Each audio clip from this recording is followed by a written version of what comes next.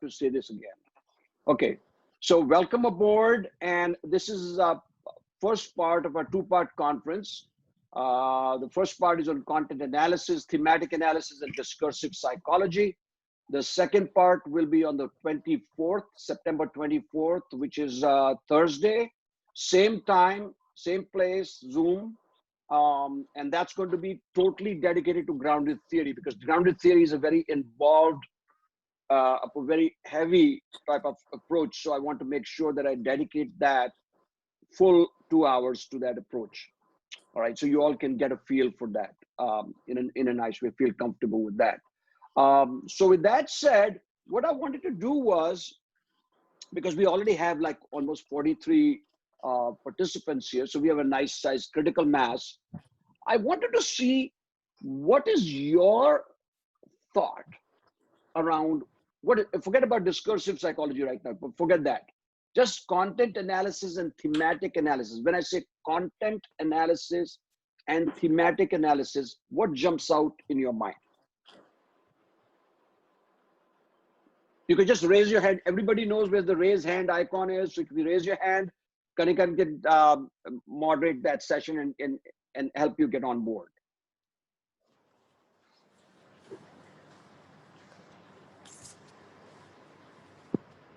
We don't have any hands raised as of now. No, I think one hand has come up. Dr. Gupta has raised his hand.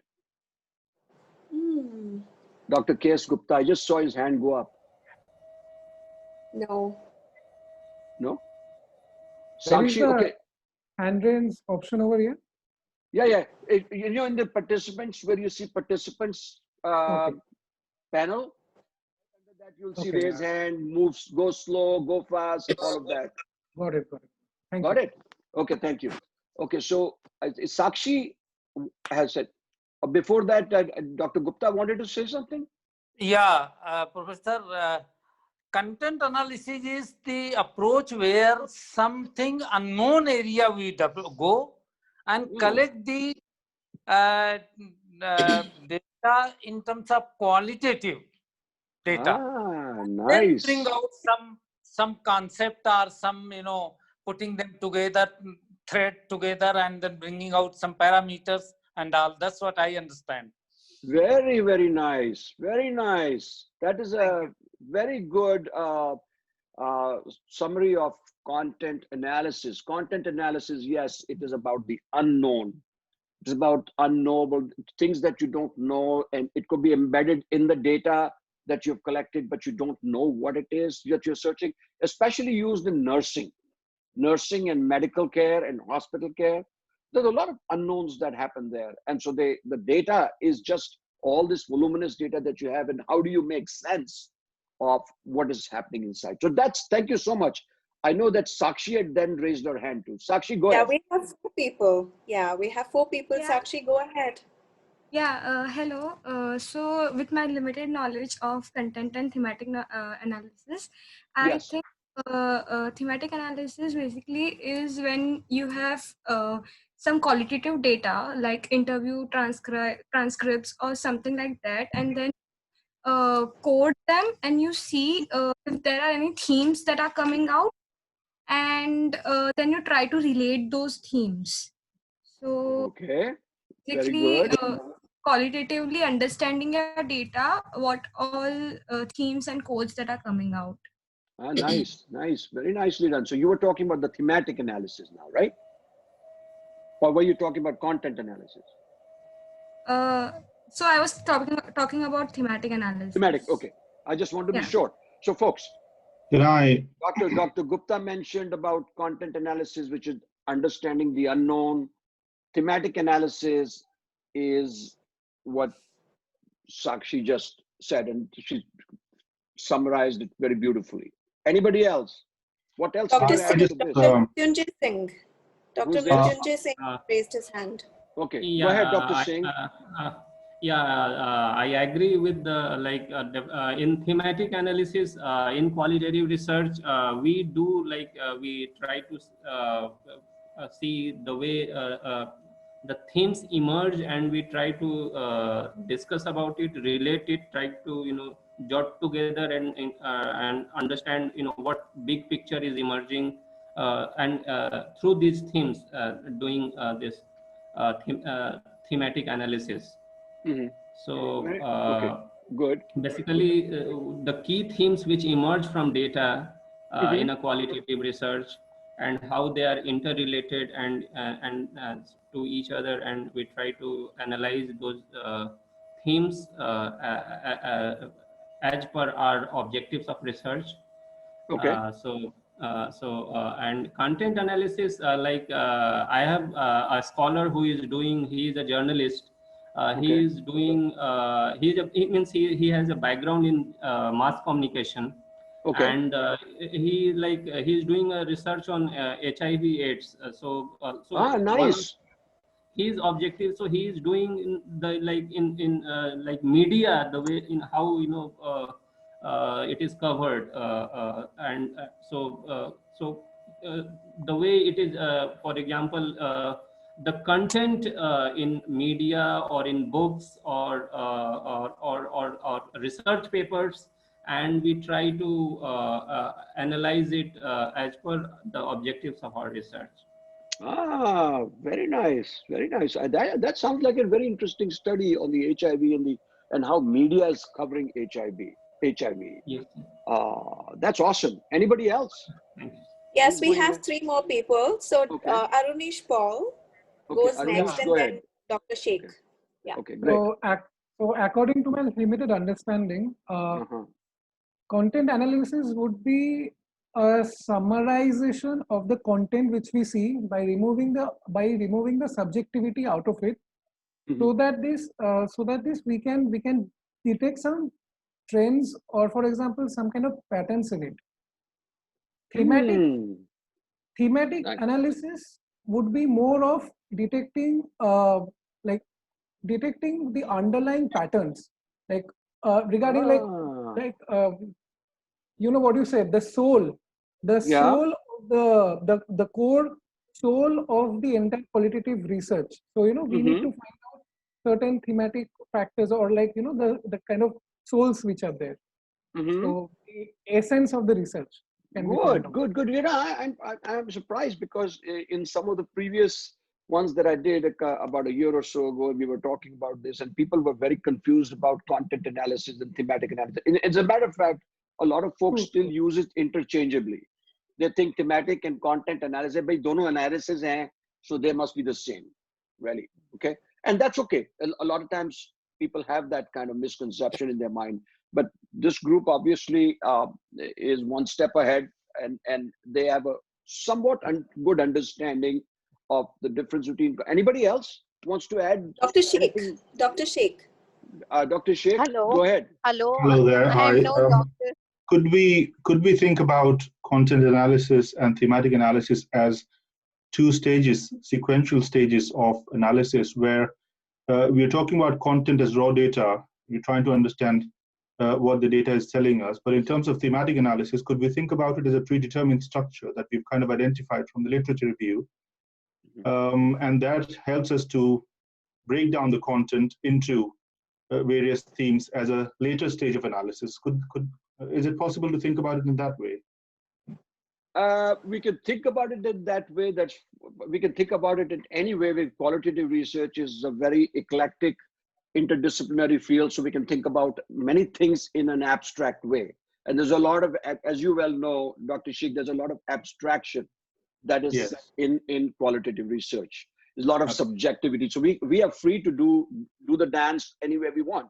However, for this session, I would like to park that, because otherwise, if we think of both together, then people will not be able to discern one from the other. So it's important to, I think it's important to differentiate before you can integrate. Okay? Yes. Right. Okay. So if we don't know the differences, we are not going to be able to appreciate the similarities of the approach. Of course, and you're talking about an innovative research strategy where you can look at that from both. Why not? Nobody's stopping us, because you have the data and you do the content analysis for the unknown and look at it very subjectively and quantifiably also. And I'll talk about the quantification in content analysis, which is not true of thematic analysis. Thematic analysis, they're on a continuum. So you make a very good point, and you will see that in a slide that I will be showing you, that they lie on a continuum. Okay? Right. It's not as though this is one silo, that is another silo. Right. They are lying along the same plane. Okay, so one can go from quantification to qualification. All right, and that's so thank you for raising that that issue. That's very nice. So anybody, Kanika, else? Yes, we have Dr. Arhama Sheikh. I'm sorry, there was a confusion. Probably that's why she started to talk earlier. Please go ahead. No, go ahead. No, that's not a problem. I'm not a doctor. I'm just still pursuing my master's in psychology. I hope I am audible, sir. Yeah, but you are audible, but we can't see your face. I'm so sorry, sir. I'll just sit on my camera.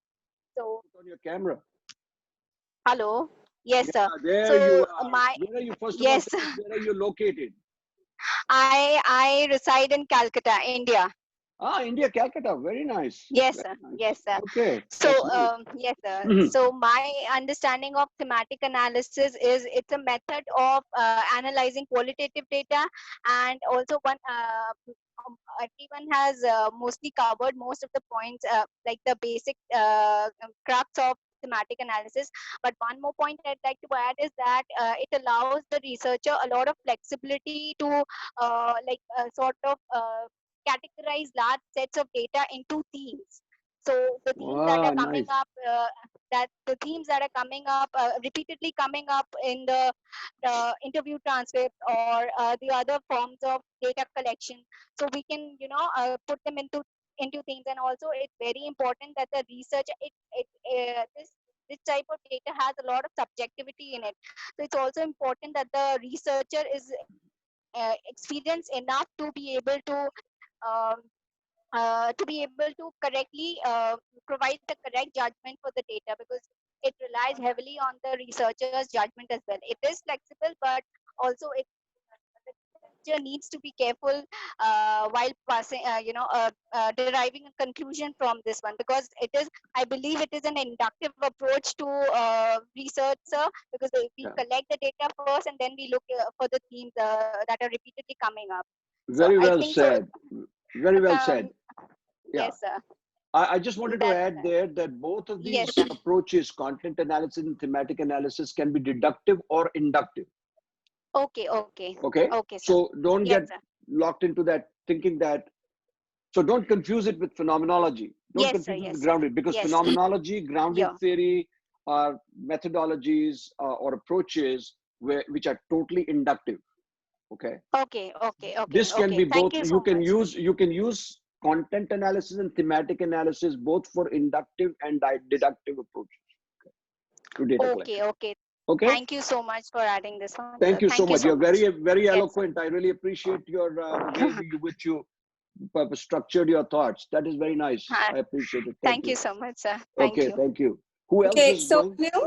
We have just one last person who's raised their hand for now, and that's Aishwarya Naik. I'll just request Aishwarya, just wait for a moment. I'll just go through the chat and we'll just get done with that chat. So that'll be great. That'll be. Thank you, Kanika. So in the chat we have a point from Latika that she wants to know about the recording of the second session on grounded theory. She's in session. We are going to be recording that, and you'll be sending out. So yes, we'll be doing that. Yes, right? We'll be doing it. Yes, correct. And so I think that's what. And now, Aishwarya, you can please go ahead and ask your question. Unmute yourself, ask your question. Thank you. Hello, am I audible? Yes, you are audible. Yes. Good evening, everyone. I'm Aishwarya. I'm basically right now in Bangalore, and I completed my undergraduate in psychology. Okay. So my question is regarding you put out this point of content analysis and thematic analysis being on a continuum.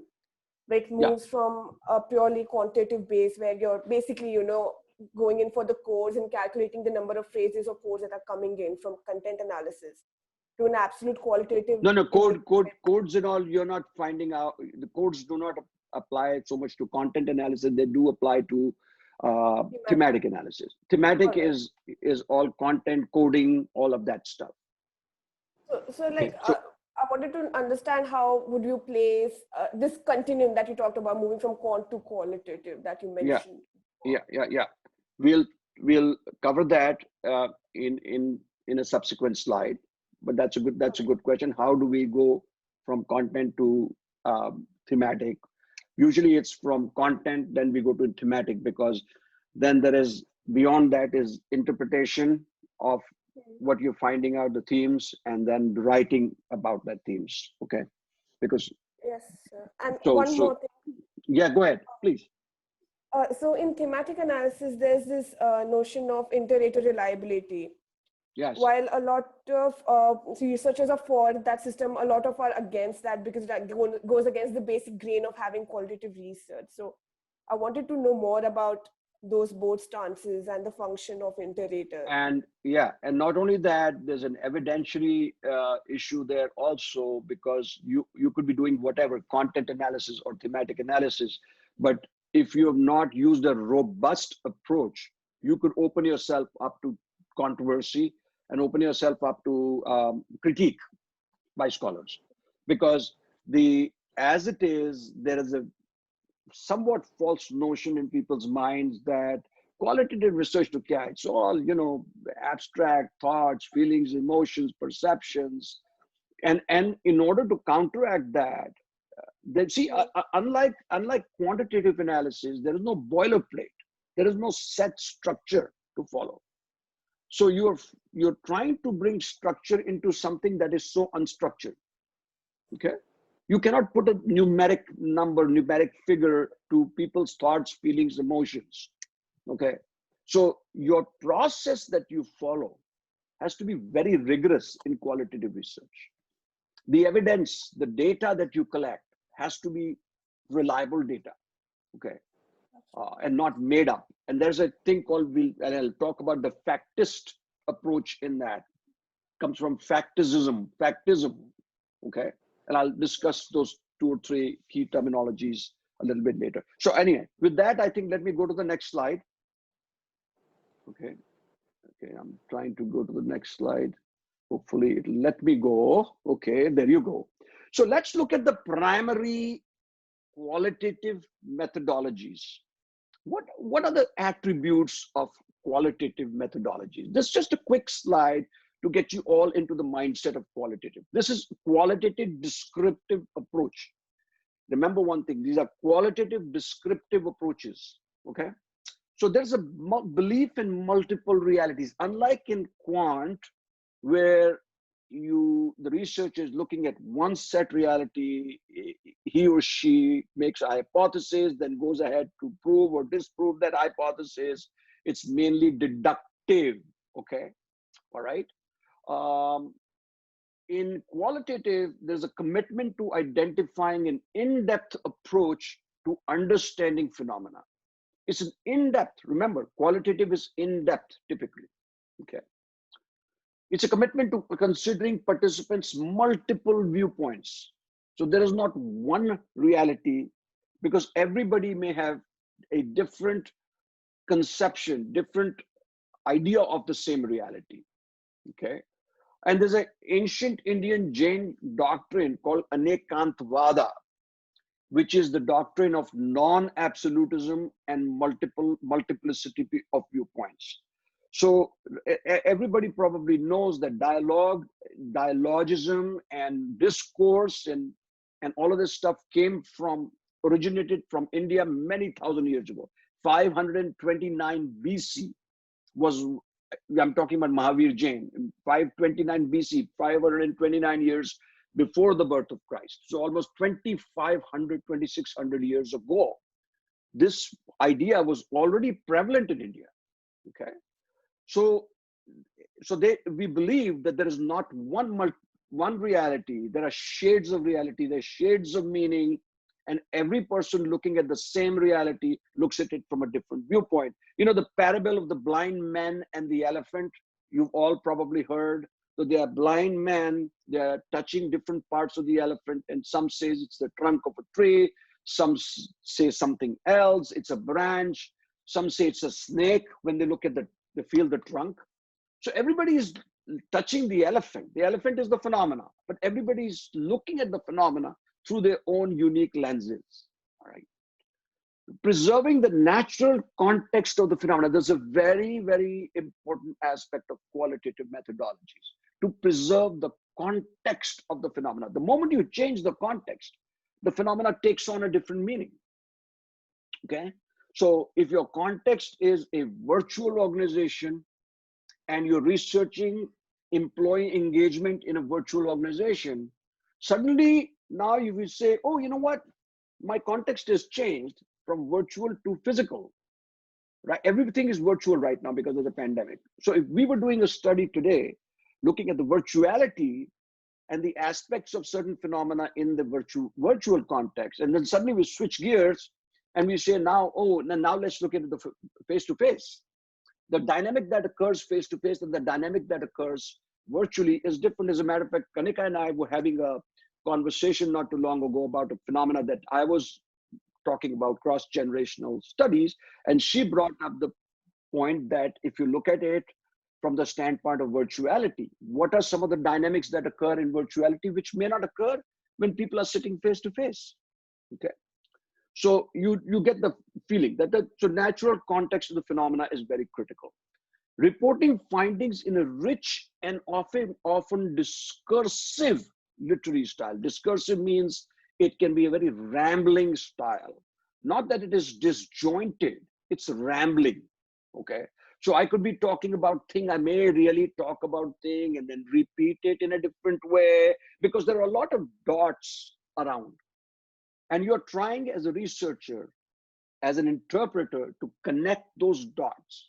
Sometimes it's easy to connect dots. Most times it's very difficult to connect those dots. So as a qualitative researcher, you are looking at discursive. Discursive is a very important aspect. And you're looking at evocative, rich, descriptive accounts. So in phenomenology, you're going rich, you're going deep rather than broad, okay? All right, other qualitative approaches may not go as deep, like narrative inquiry or discursive approaches may not go as deep because if you're looking at discourse analysis, you're simply looking at what's happening in the discourse, or conversational analysis. But phenomenology, grounded theory are two solid approaches where you go deep, deep, deep, very deep into the phenomena. And you try to elicit deep responses that are emotional, deeply emotional. So therefore we use pathos. So you've all heard of ethos, pathos, and logos. Ethos is the ethics of a situation. Pathos is the emotion. When I talk about pathos, I'm not really talking about, oh, I'm feeling mad, bad, sad, glad. I'm talking about deep emotions, okay? Pity, tenderness, the compassion within. So you as a researcher are trying to bring those pathos-laden discursive accounts, their stories by way of a pathos. And that is what sometimes makes qualitative research very challenging, and it's not for everybody. It's certainly not for the faint of heart, okay? Because when you're looking at people's stories and they're telling you something, and that's evoking in you emotions also, okay? And in therapy, you know, we talk about transference and countertransference. And so the transference is what you, as the participant, the researcher, or in this case, the therapist, is evoking in the person of the participant. So, you know, it goes back to early caretakers and what the experiences have been in your early childhood. You're reminded of those early experiences. But then there's something that a participant also evokes in the person of the therapist, and that we call counter-transference. I'm not going to get into that. I threw it in there because I know there are some therapists here that will relate to this, the transference and counter-transference, okay? And especially those that are doing psychology and those that are doing analytical psychology or psychoanalytic psychology or psychoanalytic therapy, will be dealing with those countertransferences and transferences. All right. So let's go to the next slide. The research predicament. So what is this huge research predicament do we have? Okay, even before we get into the content analysis and whatever discursive or thematic, what is the predicament? What is it that we are facing as a challenge? All right. What brings us to qualitative research? Why not do quantitative? All right. Makes it easy. Graphs, charts, figures, numbers, all numeric data. 2 plus 2 is equal to 4. All right. I'm not saying that it's easy in that sense, but this is complex because you're talking about a very eclectic approach where people's perceptions, thoughts, feelings are coming into the fore. So that's what makes it a little more challenging for the researcher. And so therefore the researcher has to have a mindset that the researcher can deal with complexity, all right, and still be able to become objective to a point. So becoming objective in a highly subjective realm is what the predicament is. But all qualitative approaches have a similar goal. I'm using my cursor here so you can see this similar goal, understanding the phenomena through the lenses, through the perspectives of those that are experiencing it. So if you have a research phenomena of, let's say, emotional abuse, you want to talk to people who have direct experience of emotional abuse. And what is it that they're going through? And what are the challenges around it? What are the stories that they're telling you about that? All right. So the direct experience through their lens, it's an idiographic focus. You're trying to understand it not from generic situations, but trying to understand it for very specific situations. It is therefore imperative that the researcher identify an approach that best answers the research question. You all know that you cannot be doing any form of research. I mean, you could be if you're doing shoddy research, but I'm sure none of you is doing shoddy research here. You really first have to have a research question. Formulate a research question, not the research topic. All right, the research or the title. People say, oh, I have a research question. My title of the study is such and such. That is not your research question. So what is your phenomena that you're researching? All right. What are you researching? Okay, for instance, what is it like for unwed mothers to be raising a child in a single parent household?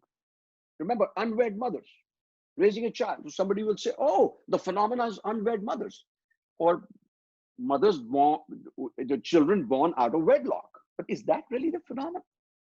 Think about it. Is that what you're trying to research? Children born out of wedlock, is that the phenomena? Or something else that is the phenomena that is occurring that you're trying to research? So identifying what you're trying to research is important to know what your research phenomena is, because from the research phenomena emerges your research question. Okay.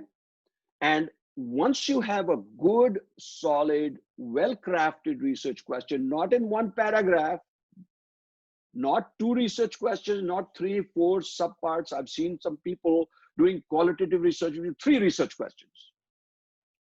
I get confounded when I see that many research questions, because when I look at the 3 research questions, they are actually tying into each other. They're subsets of the same research question. So I tell them, what is your research question? Sir, I showed you the 3 research questions. Yes, you did, but what is your research question? Sir, are you bullying me? I said, no. I dare not bully you. You're a student that I'm working with, but I'm still asking you, what is your research question? Then they say, oh, my head is hurting. So I said, okay, do one thing. Roll up all 3 of your research questions into one. If I were to say, make a concise research question, rolling up all 3 into one, sure, but wait a second. If I roll them all into one research question, I'm not going to be able to study it from different perspectives. I said, who said so? Your research question can be so beautifully crafted that within that research question, knowing that you're doing qualitative interviewing, you can actually elicit a lot of different ideas and nuances and complexities by the way you ask the questions. So your research schedule has to be framed in such a way. When I say research schedule, is the list of questions that you ask. Qualitative research has a research schedule.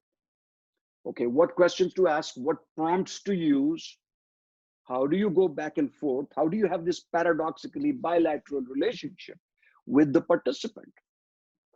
And you'll hear that more in phenomenology, because you're co-creating the research. You're not a hands-off observer who is just simply looking at that and saying, oh, you know what? I don't want to corrupt this research. I'm going to stand apart in a safe place while this participant talks. And I'm just going to record and ask questions. That's not what qualitative interviewing is. Qualitative interviewing is getting your hands dirtied, getting your emotions tarnished, getting your feelings out there. Okay. So you're trying to be objective, but you don't remove yourself from subjective, because it's an intersubjective process of research. So the quality of the research evidence I was talking earlier is paramount. Why is it paramount? Because whether you're doing content analysis or you're doing thematic analysis of anything of that sort, the person who is this person, the people reading this study, your faculty, have to feel that you've done a robust, rigorous piece of work. Okay. How have you collected the data? What was your, first of all, what was your research question? What was your research design? What methodology or what method did you use to collect data? If you have a well laid out structure with citations, with references, okay, you are not likely to get too many pushbacks from people. You have to preemptively know what the critique might be for your research.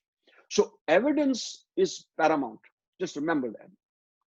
Whatever you do, whether you're doing content analysis or thematic analysis, please, please, please know that your study has to be rigorous.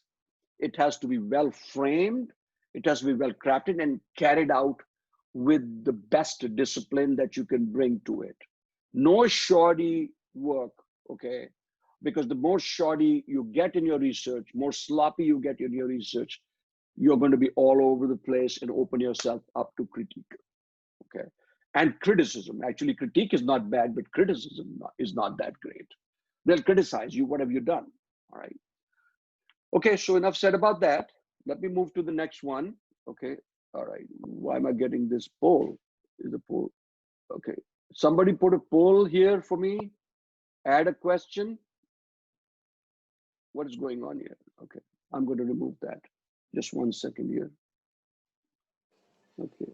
There was just a question from Priya, and she was okay, wanting to know that how does one so Priya, do you want to ask that question? Yeah, why doesn't let's put Priya on the stage. Yeah, otherwise I can read your question out as well.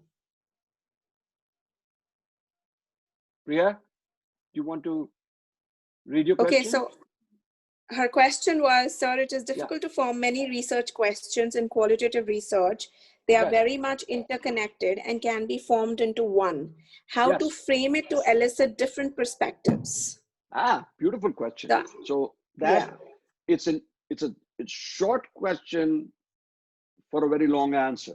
Okay, because the moment I get into how to, we'll be covering a whole hour on that, because there's a whole segment that I do on how to frame phenomenological research question, and that is in my IPA, that we go into framing research questions. So it is outside the scope of this, but if Priya would, is Priya connected with me on LinkedIn? Priya, are you connected with me on LinkedIn? Can Priya hear me? She's, I think yes, she's connected with you there. So why doesn't Priya, or just send me an email? You know my email because that's how you got connected today on Zoom.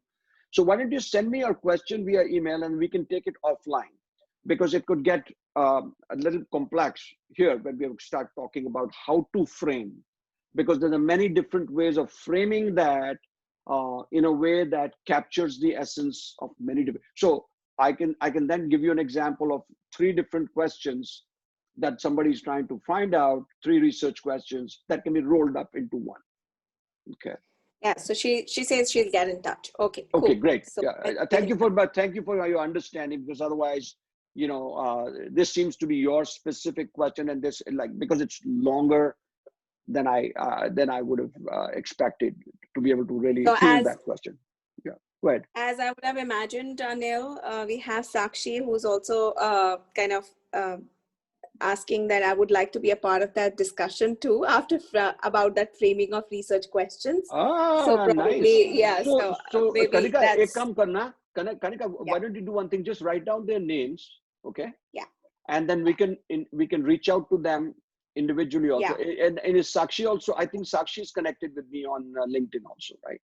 Yes. So Sakshi Shah and Priya Verma, you can just connect with an on email and LinkedIn as well. Otherwise, we'll stay in touch. Okay, so we can go ahead. So Sakshi Shah and Priya Verma, you said? And Nilanjana, yes. Nilanjana also joined. Yes. Nilanjana. So I think you can just, whoever wants to get in touch on this subject of framing the questions, I think you can just put your names in the chat. I'll be taking them down and we shall connect with you. Or maybe we can form a group together and actually yes, that's a great idea. That's a great idea. And you know, WhatsApp allows us to do this very quickly and rapidly, and we can do. So thank you, but that's a very important question, because this is a dilemma that a lot of people face. Okay, that how do I craft a research question without compromising on all the nuances and the other perspectives that I want to bring in. Okay. And we will show you how to do that, and by way of setting up an interview schedule that encompasses all that. All right. Okay. So descriptive, qualitative approaches. Now we're talking about content analysis and thematic analysis as qualitative, descriptive approaches. Why do we say descriptive, and why didn't we say hermeneutic? I don't want to get too complex here, but those of you that are familiar with different threads in phenomenology, you'll know that there is descriptive phenomenology, there's ontological phenomenology, there is transcendental phenomenology, there is hermeneutic phenomenology. Hermeneutic is interpretive. Okay, so while, don't get confused, you're doing a certain amount of interpretation here in content analysis and thematic analysis, but your primary purpose of doing content analysis and thematic analysis is not interpretation. So I'm going to reach out to Zara and see what Zara has to say about this. I think I was just noticing, I said Zara's about to go off to sleep, so let's wake her up.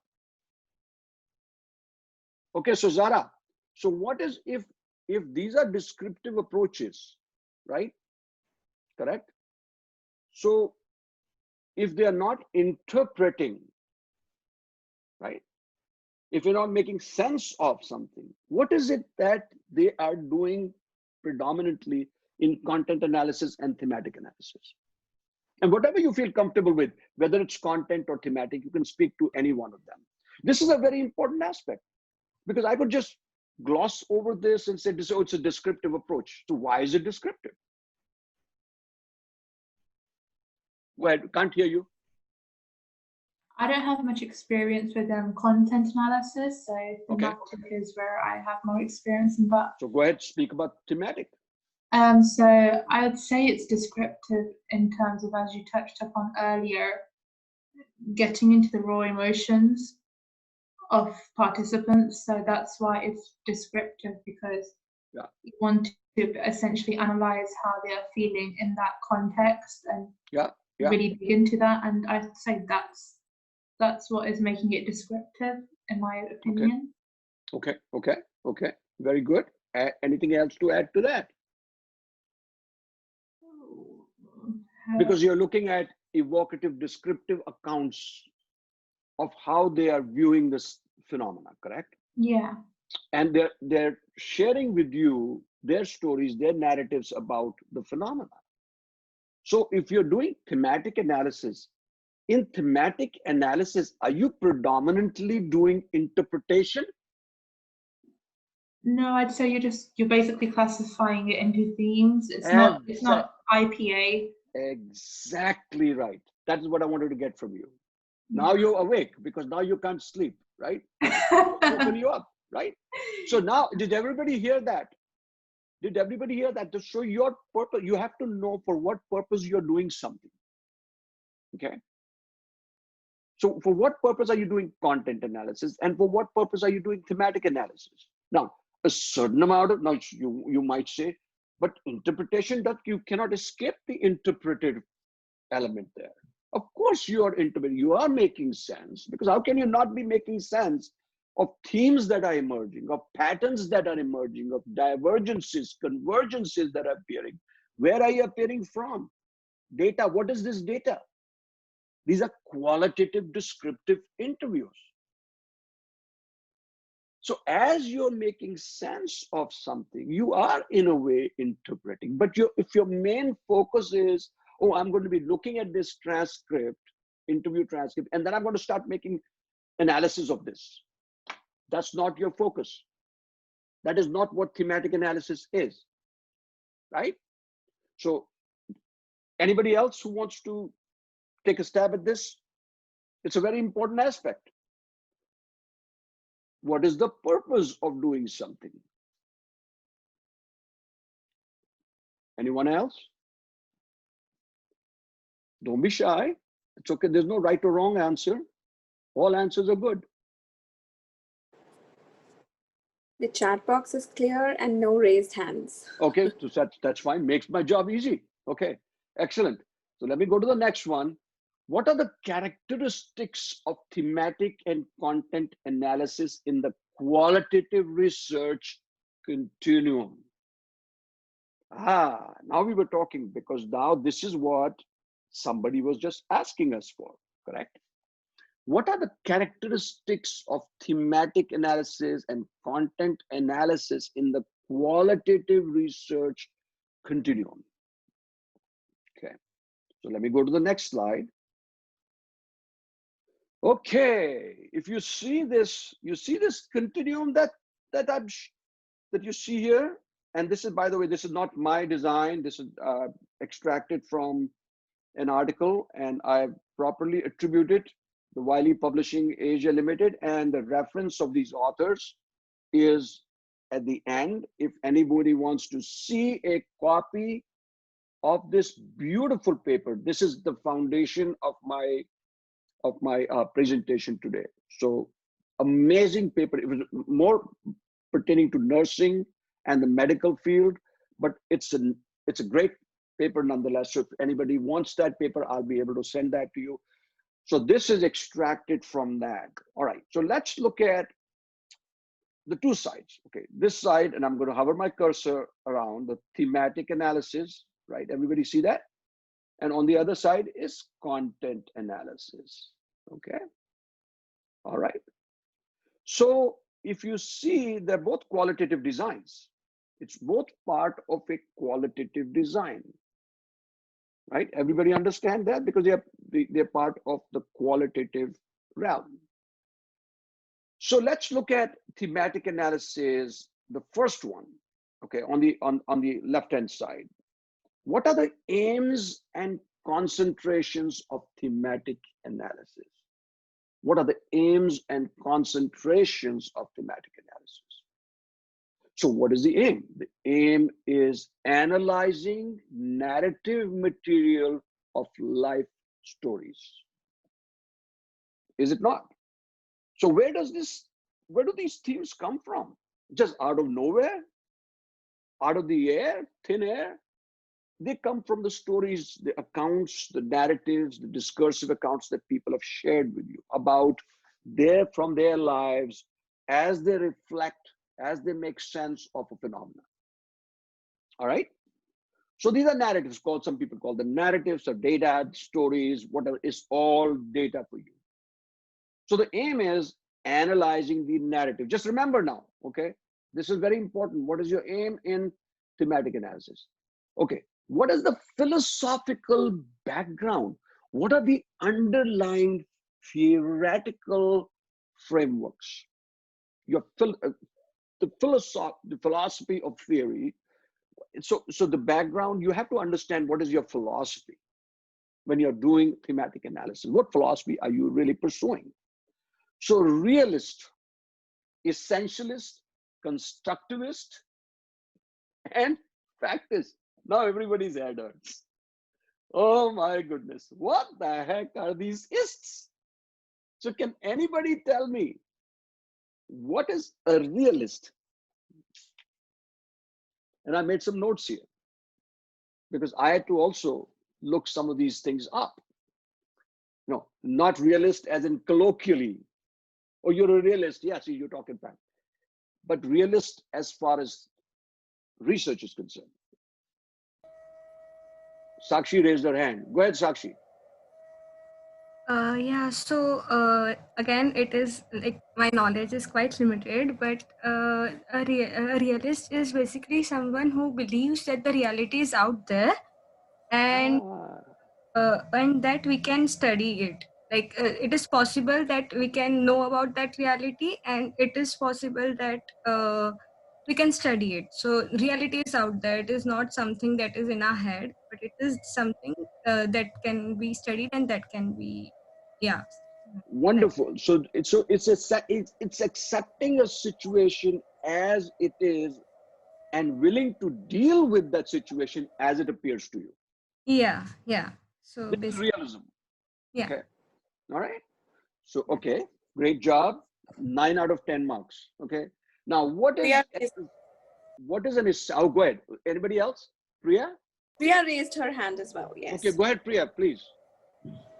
Hello, sir. I also wanted to add in the realist approach. I recently completed a study using thematic analysis, and what I understand from a realist approach is that we try to derive meanings from their personal experiences, their narratives, which are not very common. And very nice. And the realities, the events and the experiences cannot be quantified. They are very much specific to those individuals. So in that context, it is very real. Beautiful, beautifully, very profound, very profound. Both you and Sakshi have really summed it up very beautifully, because you're going as per their accounts. You are not claiming or disclaiming something. You're saying, okay, whatever they're sharing with you are the facts. It's facts to them, okay? It's the reality for them. And you're looking at what is the reality for them. Remember, now let me repeat this. You are looking at how people are perceiving the reality, not as how the reality appears to you. There's a difference there. I hope everybody sees the difference. Not reality as it appears to you. Oh, this is not real to me. What the heck is she talking about? But it is real to her. So what is real to her is what you are studying. What is real to them is what you're investigating, what you're researching. All right. It's very important to understand that. All right. So that is realism. Anybody else wants to take a stab at realism? You don't have any other hand. Okay, Aishwarya, yeah. Go ahead. Hello. So my kind of a question, and I had an idea, like when we talk about realism and reality being out there, apart from what you see, does the element of co-creating that reality together also count in? Ah, nice. I think you must have gotten up from the right side of the bed today, because you've just thrown in something very powerful here. Okay, yes. Does everybody know what she said? Did everybody hear, or is everyone asleep? Who is not asleep? Raise your hand. Abhiksha says she's not asleep. So Abhiksha, what did she just say? she added something to my queries.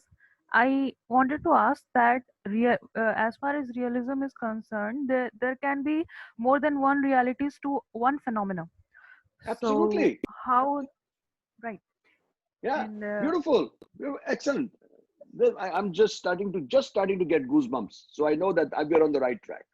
This happens to me oftentimes when I feel that something intriguing has happened. So going back to Aishwarya, what she raised was co-creation of something, right? What is this co-creation? Are you not the researcher? You're supposed to be sitting here while the participant is sitting there and you are listening to participant's account and making sense of their account. So what is this co-creation happening? Anybody? It's very critical to understand in qualitative research, this thing about co-creation. And another thing that we may talk about if we have some time is reflexivity, researcher reflexivity. But what is this co-creation? What is this knowledge that is being co-created? We have two people who've raised their hand, Dr. Okay, go Mrityunjay ahead. Singh and Dakshra. I'm not sure if they want to contribute on this or they have a fresh question. In case if you have to contribute on this, please just unmute yourself and say. Go ahead. Yeah, sir, when we say reality is co-created in like whatever limited understanding of phenomenology which I have, is where No, I didn't we are say seeing realities. I'm not saying reality is co-created. I'm saying the research knowledge that is arising out of this research is co-created knowledge. Oh, that's it's co-opted. Yes. It's co-opted knowledge. Yes. Because in qualitative research strategies and designs, the researcher and the participant are in a paradoxically bilateral relationship. What do I mean by that? Paradoxically bilateral means that they're both impacting and being impacted by the process. So it's not that, unlike quant, where your researcher is standing apart, doesn't want to corrupt the study, okay, doesn't say anything, just observes, collects questionnaires, then sits in his own office or her office and does all this data analysis. Here you're co-creating, you're asking, but how are you co-creating? You're asking them questions, you're probing them, you're prompting them, you are in a way exercising your own influence on them, while at the same time bracketing your biases, your preconceptions, and your own theoretical frameworks. What do I mean by that? So even though you are co-creating this knowledge, you're co-creating this knowledge in a way that you do not impinge on the process. You do not bring your own understandings, own perceptions, own ideas of the phenomena into the research. It's a complex thing to understand. And this is a very critical point. I'm so glad you raised this, because you will notice that this is one of the most challenging things for people to do. How not? Okay, so if you might say, somebody playing devil's advocate might say, okay, so if you are a researcher, you have some ideas about what is being researched, right? You have some own biases, perceptions, misunderstandings, whatever, or understandings of the phenomena. How will that not creep into the research? You're a human being. You're not a robot.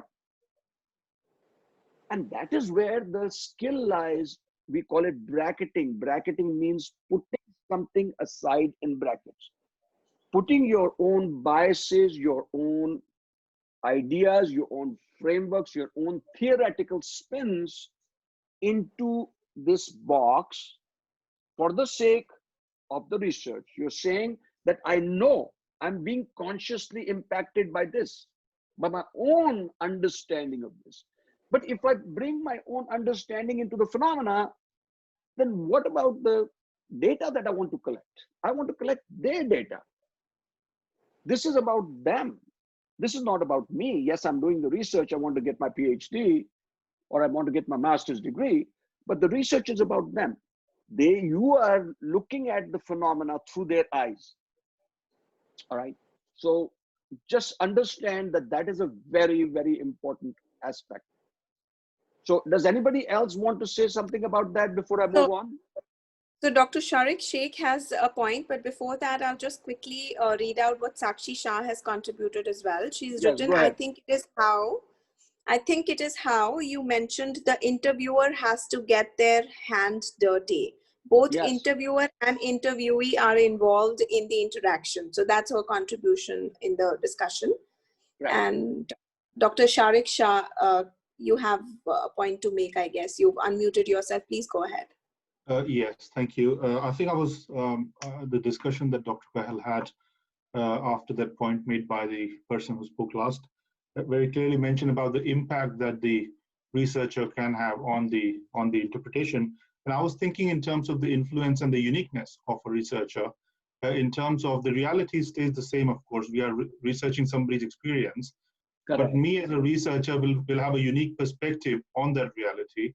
And perhaps somebody else as an interpreter or researcher of that reality might have a different perspective on it. So I think that that aspect of uniqueness is quite, and the distinction between the researchers' interpretations would be what gives the co-creation meaning and difference between different researchers, I suppose. Yeah, and that's why we call it, thank you so much, Dr. Sheikh, and that's why we call it a multi-perspectival study. Okay. What is perspectival? Different perspectives. So the reality is out there, but these are perceptions of the reality. Perceptions of the reality. We're researching a phenomena. So how does one person look at that phenomena and make sense of it? May not be the same way that another person looking at the phenomena will make sense of it. So 3 different people, 4 different, 10 different people looking at the same phenomena will have 10 different interpretations of it. That's what makes it both complex and rich. Because now we have this richness of accounts that comes in. And we are trying to pull these accounts together and try to make sense of the study phenomena. Anybody else wants to say anything? Latika has just written a point. Reality is then colored by the researcher's interpretation and bias. So, yeah. Absolutely. And that is why we, good point. Who was that, Latika? Yes, that was Latika. Okay, Dr. Latika. So that is why, because it is being colored as we speak by the researcher's own biases, understanding, prejudices, whatever, frameworks, theory, interpretation, for that reason, the researcher has to consciously set aside for the purpose of the research. And the box is opened. When is it open? Can anybody tell me this box of interpretations, biases, understandings, frameworks, when in the research process is this box opened? It's a complicated question there. But at what stage is this box? Mitakshari. I'm sorry, Mitakshara. Okay, Mitakshara, go ahead. Go for it. Yes, sir, I'd like to try. So I think it's from the beginning itself, from the very point where we want to research on a phenomenon. It's always dictated by our interests, and our interests are always influenced by our past experiences from where we come from. We often select topics or themes which we relate to. So I think it starts from there. And even throughout the interview process. You're talking about putting it into the box. I'm talking about when is the box reopened? Actually, we have that stage. When does it reopen?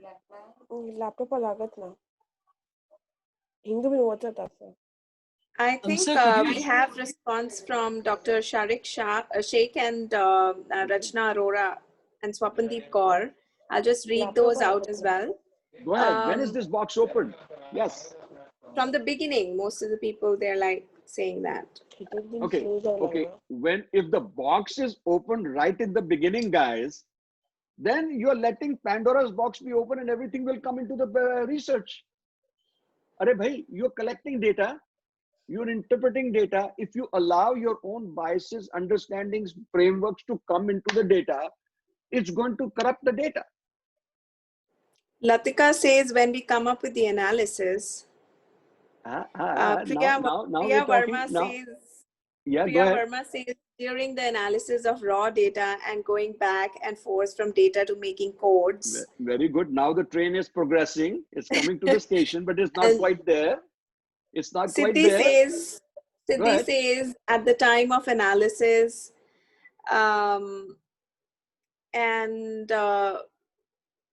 yeah, during the analysis is what Jasmindeep Kaur says. And Aprajita is writing, I like to think this bias comes at the point when we discuss our findings.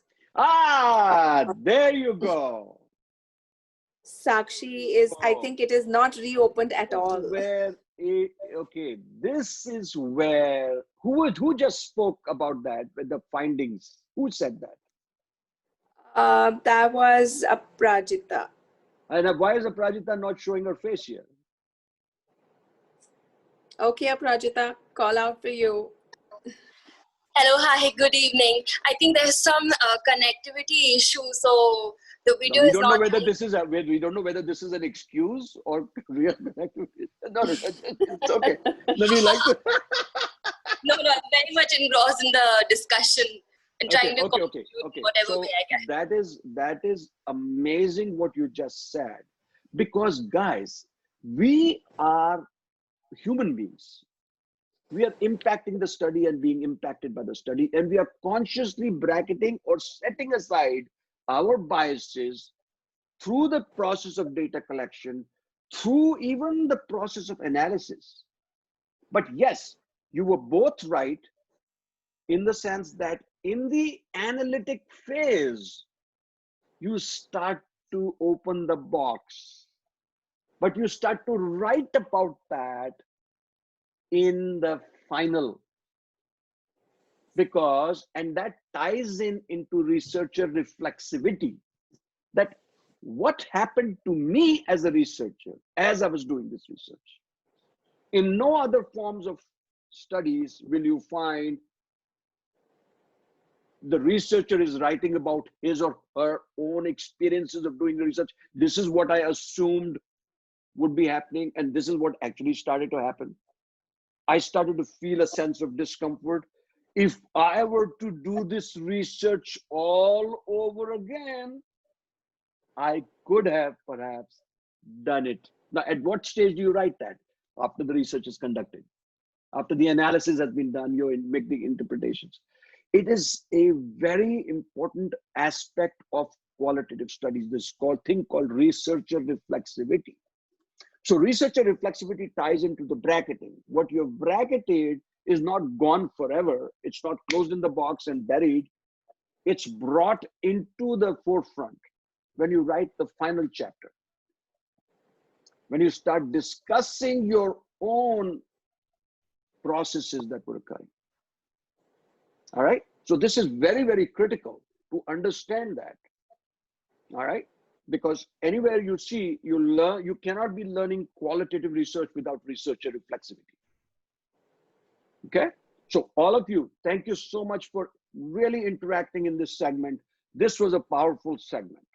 Hopefully I brought, see, I am not the kind of person who wants, if I have 10 slides, my goodness, how quickly can I go through all the slides, get them all covered, right? Whether anybody's understanding or interacting or not, I have to get my job done and get it all done. So that was not the point. Essentialist. Okay, what is essentialist? Just one quick thing. Arhama Sheikh had her hand raised. I hope that's sorted. She's lowered her hand.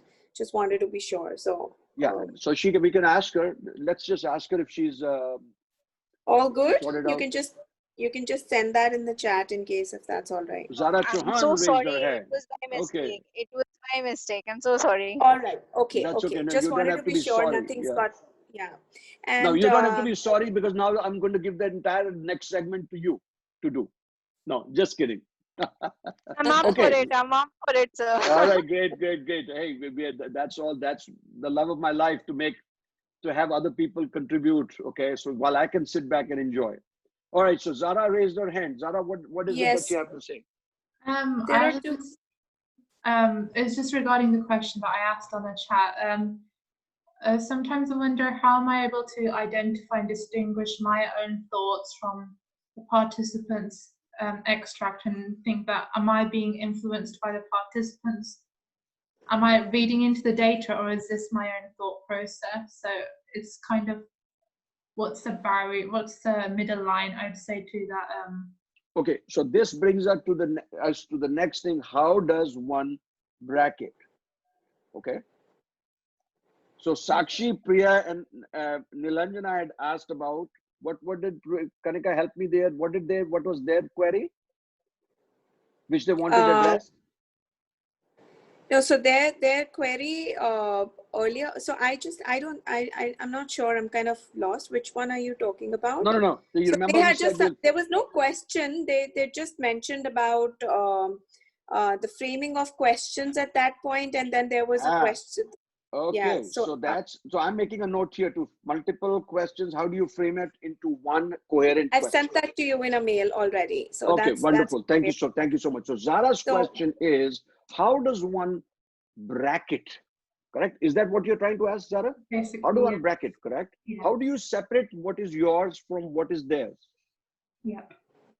Correct? Also, Anil, there is a question, I think, which could be similar or related, which Rachna has put up. She says, in continuation to realist perspective, how can one get rid of these biases or keep himself or herself unbiased? Which I think is pretty much related to something what Zara was asking. Zara was. Yeah. So that is that is first. How does one bracket? How does one not allow one's own thoughts, feelings, perceptions, whatever, to come in? How does one separate what is theirs from what is yours? Okay. And that takes a certain amount of skill. It takes going deep inside to see, if I'm researching the study phenomena, what are my thoughts around this phenomenon? What are my feelings around this phenomenon? What are my perceptions of this phenomenon? And if you start listing them down, those become your assumptions. Do they not? Yeah. Right? So once you list your assumptions and your thoughts and perceptions, then you form a basis for what is it that may impinge consciously into the process. So while you're interviewing somebody, you might suddenly say, check out mentally. You might say, oh, this person is going the wrong time. I have an idea of how this should be. So you have to keep yourself really in check on that, in that way. Okay. All right. So that is good. So we have these two major questions that are coming up, right, for us. All right. So I'm not going to spend too much time on the essentialist, constructionist, facticist approach, but both are factist. Factist essentially means, and I wrote down this, it means treating data as facts. Lawyers in law often do that. The data that is coming up are facts. They sort of have a very conservative view of this. They don't digress from the facts, whatever is coming. And you will see that when we do the next session on grounded theory. The grounded theory is all based in fact. It's all based in the data. That is why it's called grounded. It's grounded in the data. Nothing from outside is allowed to come in. It's all emerging in the data, all emerging in the conversations, okay? So in thematic analysis, the description and interpretation, both inductive and deductive. Remember, I was talking about they're both inductive and deductive. Inductive meaning from specific to a more general observation. Deductive means you already have a theory and you're trying to apply that to specific problems. So it's the reverse of that. And you're emphasizing context. Context is very important in thematic analysis. The integration of manifest and latent. Manifest is what is being seen. Latent is what is hiding, what is hidden. Drawing thematic maps, non-linear analysis. Non-linear, this is not linear. This is all qualitative. This is not quantitative, okay? So please note, and that is why you notice down here on the continuum, this is all qualifying. It's a qualifying approach. Whereas if you go into this side, which is content analysis, you will see usually you do this content analysis in analyzing nursing sensitive phenomena, exploratory work on the unknown phenomena. What is it that is unknown that you're trying to discover, that you're trying to search for, right? And as you try to look for that, you're digging deep into this data to discover that unknown. So content analysis is distinctly different in analysis and foci from the thematic analysis. It's communication theory factist. It is also factist. It's also embedded in facts. Over here, the data that you were getting was coming from interviews, and for the most part here, data may be coming from something else. Now, one thing you got to understand, in content analysis allows you to quantify data. What would we mean? And here there was no quantification in thematic. It's all subjective, subjective, subjective. Here you can put numeric values to it. How many times did this person ask for the patient's help? Or how many times did this person call for the nurse? Okay, in a hospital type setting. So it's description and more interpretation, both inductive and deductive. Danger of missing context because the context is not clearly identified there. Okay, Siddhi Goel has raised her hand. Go ahead, Siddhi. Hi, so I wanted to know that in case our sample size is huge, is it preferable to go for content analysis as compared to thematic analysis? That's my first question. And I have another question. I feel that even when we are doing content analysis, because I've done it in my college, even there the researchers' biasness is like evident, like it can be there. So is there a way to get over that researchers' biasness when we're doing content analysis? So I'll just quote one example of how I think biasness can be evident in content analysis as well. So we were doing we were studying organizational culture and something. So we had responses in hand, and then we were basically coming up with a theme and for finding the percentage of responses for that theme.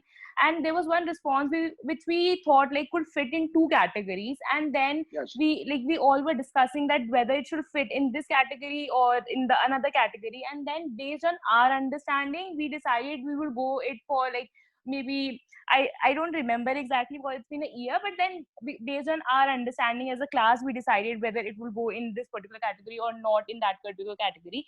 So that's where I felt that it was our biasness on deciding whether it will fit that category or not.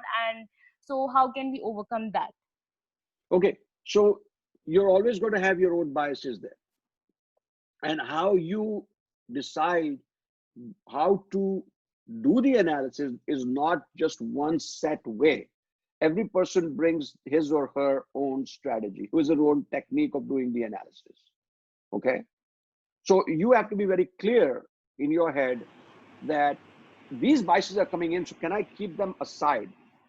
And that's where keeping your biases and bracketing your assumptions and all is a whole different segment that I do on, and hopefully in the near future we'll do them. Or if you want to be part of this, I know Zara had asked this question about allowing for how does one bracket, and somebody else had also asked. So if there's a second group, if people want to understand that, we can certainly field your questions more privately rather than in this class. Okay. So you may want to write to me, and then or to Kanika, and then we can form something around that, because it's a great way to learn, all right, and refine your own way of doing the research. Okay. Division of manuscripts, so it's a non-linear and analytic process, but you can quantify that in many ways. Okay. You can quantify. There's no quantification in this side. There's quantification possibility in the content analysis, as there should be, because sometimes when you apply this analysis to a hospital setting or stuff of that nature, you need that kind, because you're trying to determine the unknown, what is happening inside the system. Let's see. So I'm going to go a little quickly here. Content versus thematic analysis. Content analysis is a suitable approach where one is dealing with the unknown. It is exploratory. We covered that. Thematic analysis, by contrast, involves the search for common threads and emergent themes. What are emergent and divergent, by the way? It's not just emergence. But I'm sorry, convergence and divergence. Everything is emerging, but some themes are converging, some themes are diverging. Some people appear to have consensus over something. Some people appear to not be with that. Okay, they want to have a different divergent viewpoint. Okay. Here, this is I know this is a very populated slide, and this is where we want to spend a little more time. But before I do that, I just wanted to open it out to others who have not asked a question, because I want to get a feeling for what's happening inside you as you're going with this seminar. There's a question in the chat box, Anil, from Nenika. Okay, go ahead. And the question is, what is essentialism and communication theory? Essentialism is things have certain, okay, this is very good. Now you got me started. So essentialism is what?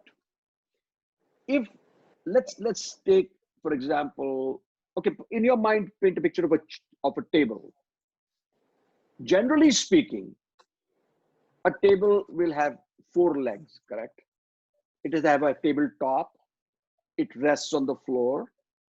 But then somebody can also say a table can be on 3 legs also. A 3-legged stool, that is also a form of table. Okay. What makes what makes a table a table? Typically speaking, let's not get creative about 3 legs and 2 legs. You could also have a table of 2 legs, and then somewhere they'll make it stand. But let's say a table has 4 legs at a tabletop. What are the essential attributes of something that makes that thing what it is? What makes an elephant an elephant? What makes a human being a human being? So what makes a phenomena and not another phenomenon? So the essentialism comes from this. Things have certain characteristics that make it what it is. It is the essence. And what I really liked, and I picked that up from the paper, is essence is prior to existence. The essence of something is inherently part of that, even before, for you and me and everybody else, it comes into existence.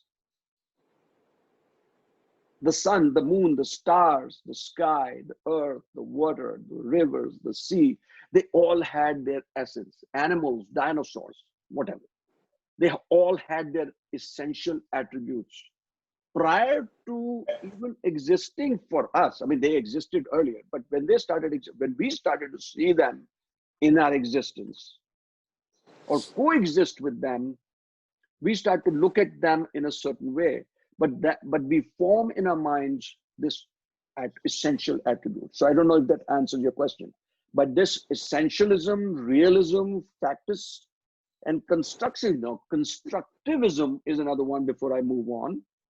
And that interprets laws in a specific manner, the constructive proofs and entities that are demonstrable by those laws. So it is a you can look up the constructivist approach or constructivism, all right, on your own, okay, and you'll get a really good idea. These are all philosophical principles that you really ought to know when you're doing thematic or content analysis, because these are the philosophies that flow into that.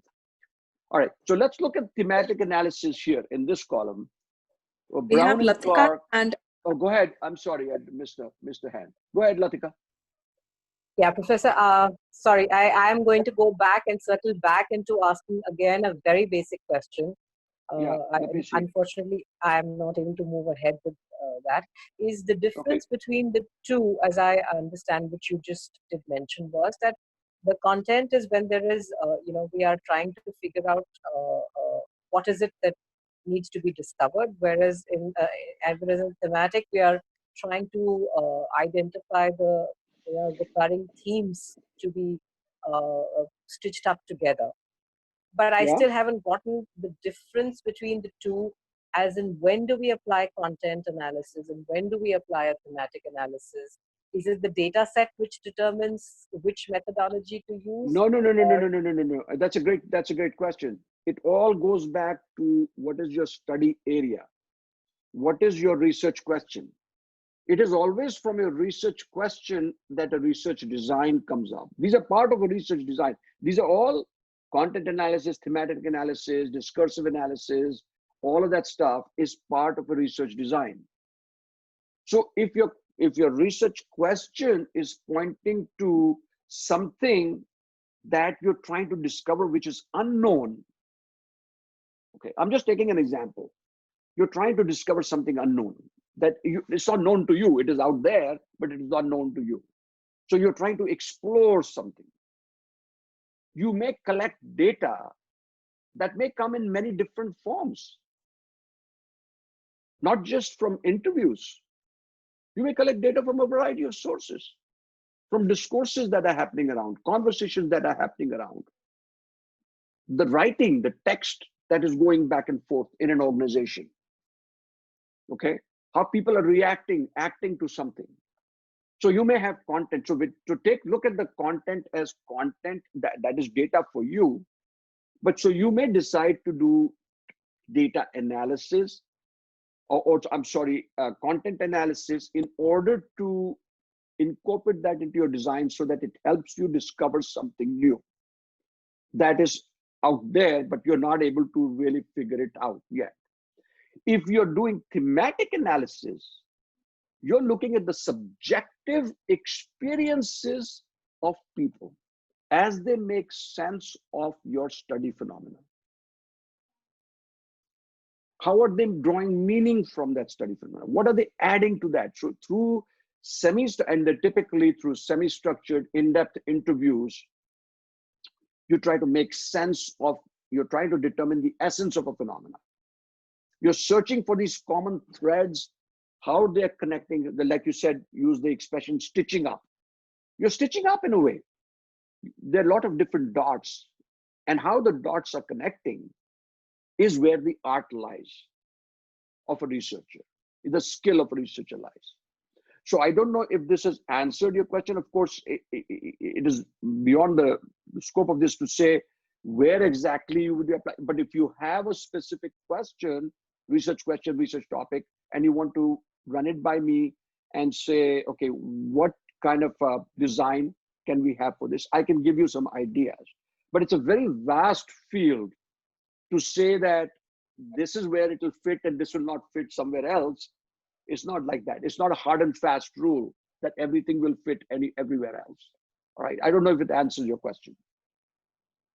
Iman had raised. Thank you. No, it does to an extent. Okay. So yeah, Sorry. Go ahead, Iman. Can I just? Yeah, go ahead, please. Okay. Hello, everyone. Iman here. Hope everyone's fine. Okay.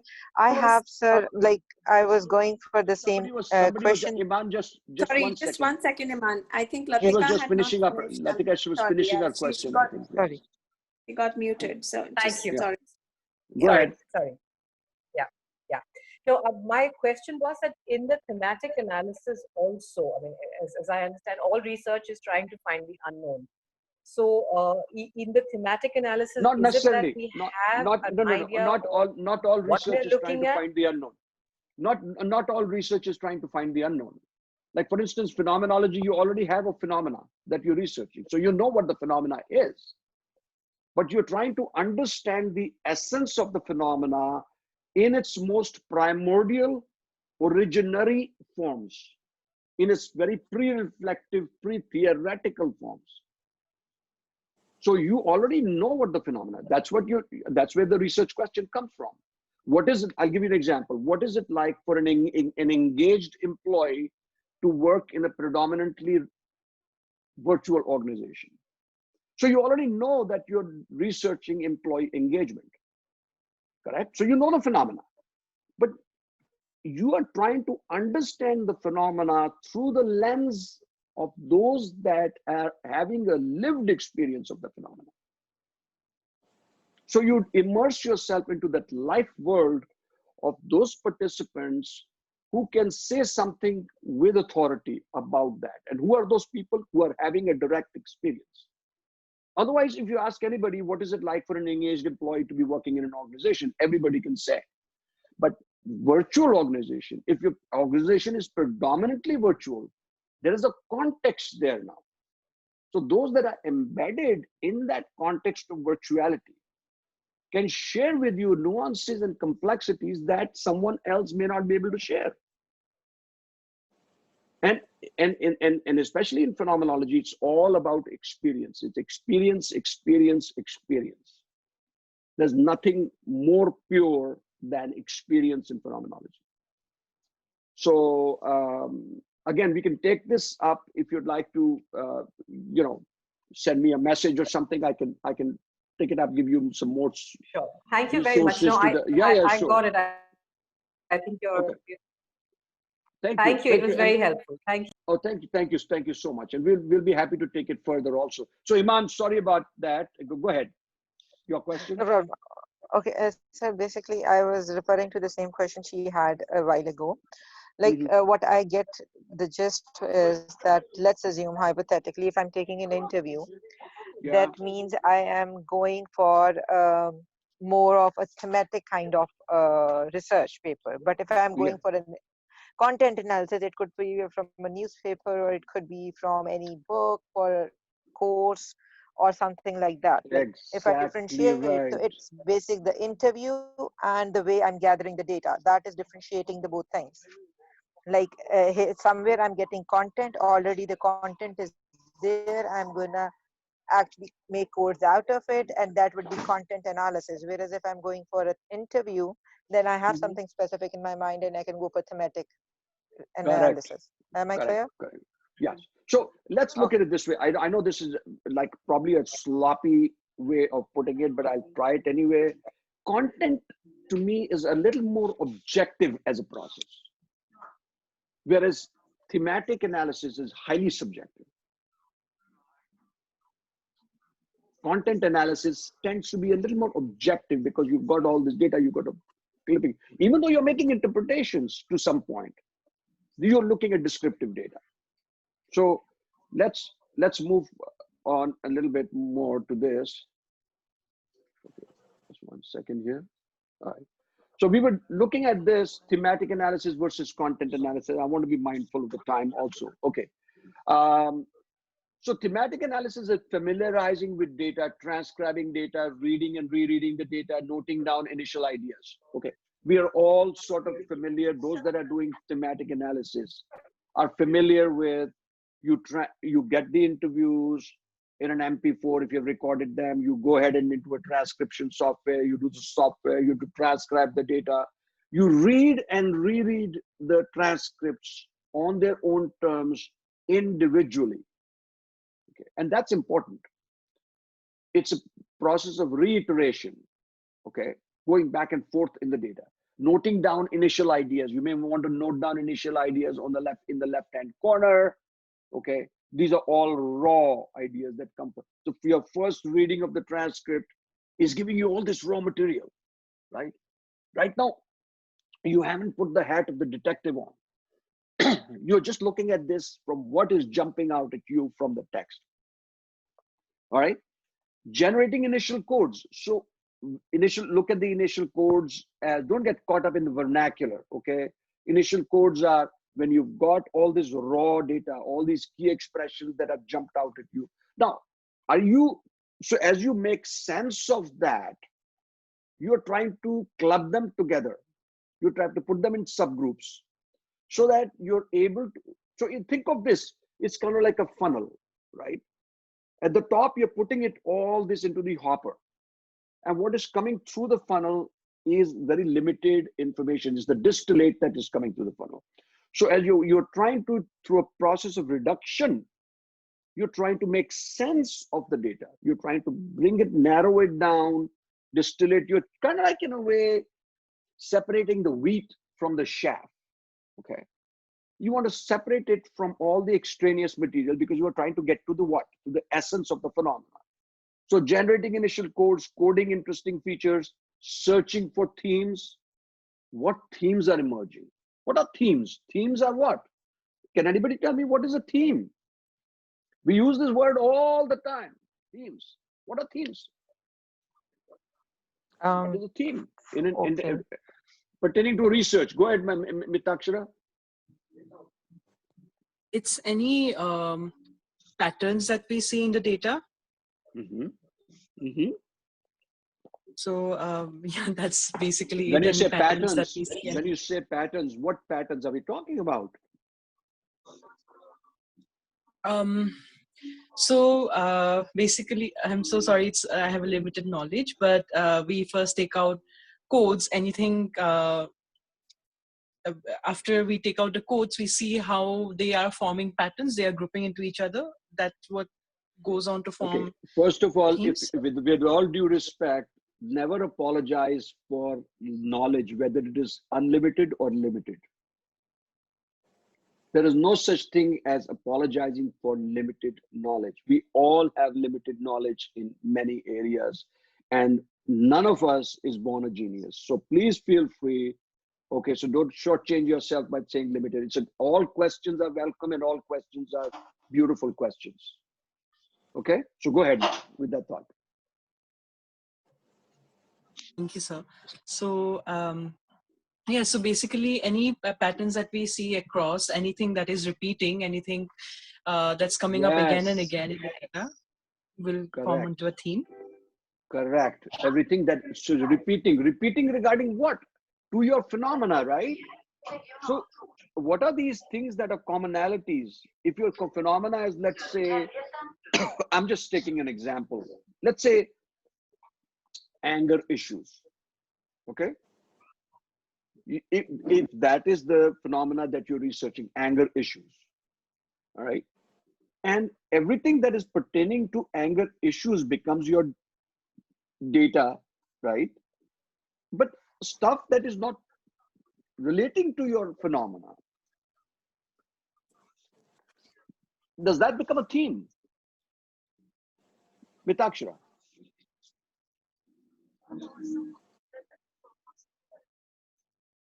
Okay. Did we lose Mitakshara? Did you? Yes, I don't think they would come under the theme for the specific research that we are doing. Yeah. So it's a point you're trying. You made a very good point that all, stuff that's emerging in the interview that has a relationship to your research phenomena, those become, and things that are during subsequent interviews that more other people are also discussing that. So those become emergent themes for you. Okay, is that clear for you? The patterns that are emerging? Patterns that are emerging? Okay, Iman raised her hand, I thought. You have Iman. Yeah. Go ahead. Okay, the thing is, like, when you're asking about if data is a theme or not, like when we are talking about qualitative research, we are talking about generating themes which we don't know or they are already there. So even if I think, maybe I would, like, I might be wrong, but I think if there's a theme that is not related to topic, but it has been emerged, we should be reporting it in it, because that could actually lead to provide a foundation for next kind of research or something. So it itself is a theme that has actually emerged. We can't say it is not a theme, it is a theme. Yes, and it should be quoted and reported in the same data which we have already discussed. Correct. We are doing. Yes, why not? Why not? As long as, and this, I want to qualify this by saying, as long as what you're seeing emerging has a relationship with your phenomena. Not everything that is emerging in the interview has to do with the phenomena. Because guess what you're trying to do? You're trying to research what? You're not trying to research what everything that an interview prospect is saying. You're trying to research everything that they're talking about the phenomena. Because in qualitative research, you're looking at a research phenomena or phenomenon. I keep saying phenomena. We're looking at research phenomena. That's plural. Phenomenon is singular. So everything that is pertaining to the research phenomenon is what you are going to be recording. Does that help you, Iman? We have two other people who've raised Go ahead. hands. So Go ahead, please. Rachna had raised her hand for a long time, and then we have Go ahead, Rachna. Aishwarya. Sorry. Go ahead, Rachna. Go ahead, Rachna. Rachna, go ahead, please. Yeah. Hello, sir. Sir, in continuation of this, I am also having the same opinion that themes are the features, or what we can say, the related or relevant experiences what the researcher is seeking for, and that he is getting from the participants. But the main thing is that it should be relevant to questions or relevant to research question what we are seeking for. I have one query with this Iman's question also, because if we are studying and if we are getting n number of relevant experiences, some might not be related to our research question. Should we include that? If we are included, then research will be digress. Then research will be digress. Wonderful, wonderful, wonderful. That's a great thing that you talked, and you brought up the thing of what is known as a deviant finding. Exactly. And and now, sir, let me talk to you about that. Go ahead, finish your thought first. Okay. And sir, coding, as per me, if I am identifying themes, related themes, and giving the names just for the sake of simplicity and understanding, that is coding. I mean, I am assigning just label to my themes. This is called coding. Am I right, Yes. sir? Absolutely right.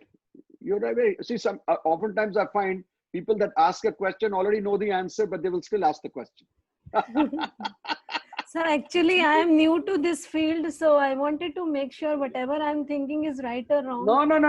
But you will continue to learn. You will continue to grow, continue to learn. But so you absolutely right. So let me talk real quick in a couple of minutes about deviant finding. So let's see a research phenomenon. Can anybody give me a research phenomena? I don't want to keep talking about my research phenomena. Give me one research phenomena that does it interest you, and let's talk about that. Anybody? Somebody raise the hand. So the need for organizational counselors in organizations.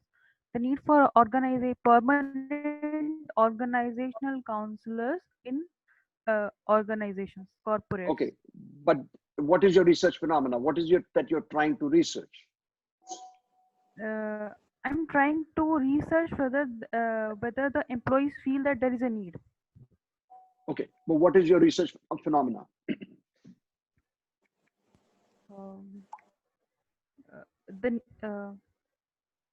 I think I'm struggling here, and I am stuck here with the phenomenon. If you're stuck and you're struggling, you're in a very good place. If you said you already knew everything, then I would say, hey, do the rest of the session. It's very good that you're stuck and struggling, because this is what happens to most students. This happens. They will give you a whole sentence that this is like, you get very good. I'm not trying to minimize what you just said. The need for organizational counselors, correct? But is that a phenomena? What is it within that need that you're trying to research? What is it that is keeping you awake at night? What are you after? Emotional gap. Now we are talking. Okay. So emotional gap of what? Okay, let's just say emotional gap. Chalo. Just for in the interest of time, let's take emotional gap. So you have this emotional gap that you want to research. What is the emotional gap? Correct? Now, as a matter of fact, I'm doing a cross-generational study on cross-generational study on the communication patterns between those in their 20s, mostly students, and educators in their late 50s and 60s. So we want to try to understand the communication patterns there. Okay, but let's look at your emotional gap. So if you participated, or you had recruited participants who could talk about that with some authority, because they are having a lived experience of that. Right. And let's say some people are talking about the emotional gap, but some start talking about cricket. Some start talking about their personal life, Right. which has nothing to do with the emotional, with your emotional gap that you're trying to research. Are you going to cut them off? No, you're not going to cut them off, but you're going to gently steer them towards the phenomena, because you're trying to collect rich, evocative data on the study phenomena. See what happened, just happened? You had a question, you had a thing in mind, I want to study this. I often have students say, I want to study this. Okay, so what is your study phenomena? So that I don't know. Okay, so if you don't know your study phenomena, how are you completing the study? You have to be able to go down to the basics and try to drill down what is your research question? And within the question, what is your research phenomena? So you see where I'm going now. Suddenly, you find that you're interviewing people for this emotional gap, and some people are talking about emotional gap in a very peripheral way, not directly at all. And yet, you're getting goosebumps because there's something happening in that interview. Right. That is connecting to that data. What do? You throw that away and say, no, this is not important? Do you bring it in? And if you bring it in, your faculty assessor might say, but this has no relationship with the study phenomenon. How are you going to research this? You put that in the category of a deviant finding. A deviant finding is that animal that does not have a direct relationship with your phenomena, and yet, paradoxically, it is impacting the phenomena in some way, shape, or form that is not yet researched. The gray areas. The gray areas. So you become now the custodian for that. You are researching that, not specifically that, but how that deviant finding has arisen through your research. And you report it typically in the final outcomes and findings, and report it under the category of deviant finding. Because why do you want to do that? When you publish that article in a journal, or you do the mini study, or doctoral study, or master's study, you want that to be a generative effort, so that somebody down the road reading your study looks at that and says, wow, this is amazing what this researcher did. No research was done on this. I want to research this. So as researchers, we are not only doing this for ourselves, we're doing this to contribute to the extant literature out there and create new avenues. So the deviant finding is a very critical finding, okay? It's, those of you that I'm not big into the math and statistics and all that, but I used to hear about outliers. OUTLIERS, outliers, that are outside the dispersion, correct? They're sitting outside. Do you know the value of outliers? Amazing. They're having some influence on the organization. But the organization of today, they typically wants to get rid of the outlier, because if you're not towing the line, if you're not conforming with that, then you are not falling in step. So likewise, in your research, if you throw that out, you may have thrown a gold nugget outside, because somebody else could pick that up and do some research on that. So anyway, so producing the report, doing the analysis, defining the themes, that is all part of the thematic analysis. And the content analysis is more being immersed in the data and obtaining a sense of the whole, selecting the unit of analysis, deciding on the analysis of manifest content or latent content. Manifest can be seen, latent what is not being seen. Organizing, open coding and creating categories, pretty much similar to generating initial codes. You do the same thing under higher order headings, formulating a general description of the research. So you can do categorization somewhat like you do in grounded theory, which we'll cover on Thursday for those of you that will be attending, and to create subcategories. Some are descriptive, some are interpretative. You're making up So through a process of abstraction, this is what I was talking about. A lot of abstraction is required. Reporting the analyzing process and results through models, conceptual systems, conceptual. Here, folks, is the huge difference between this form, thematic analysis, and content analysis. Look at what is the producer reporting here.